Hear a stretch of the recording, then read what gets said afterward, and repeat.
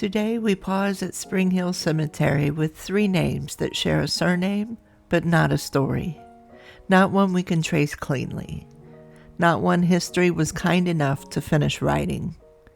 This is Sacred Sunday, for those whose records are incomplete, whose lives are reduced to fragments, and whose names risk being forgotten simply because the paper trail ran out.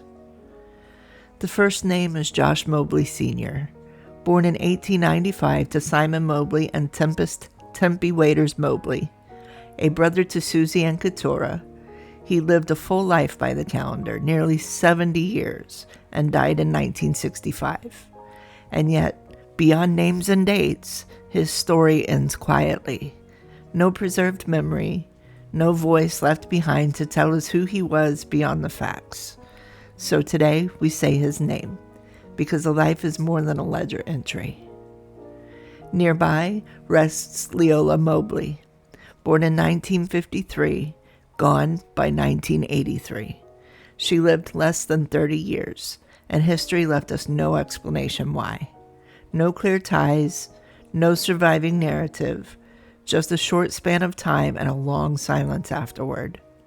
We pause for her, because short lives still deserve to be remembered fully. And then there is Infant Mobley. No dates, no official record, only a stone.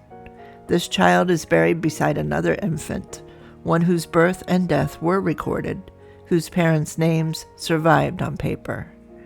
Some sources suggest a connection, others contradict each other, and no document remains to tell us which version, if any, is true. For this child, certainty never arrived. So we do not assign relationships. We do not fill in the blanks.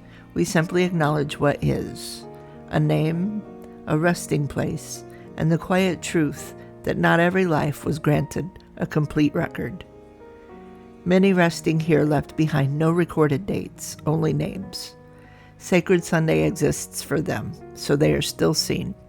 3 Mobleys, 3 different lives, 1 shared remembrance. If you feel called to do so, take a moment today to speak their names aloud, because memory, even when it's incomplete, is still an act of care.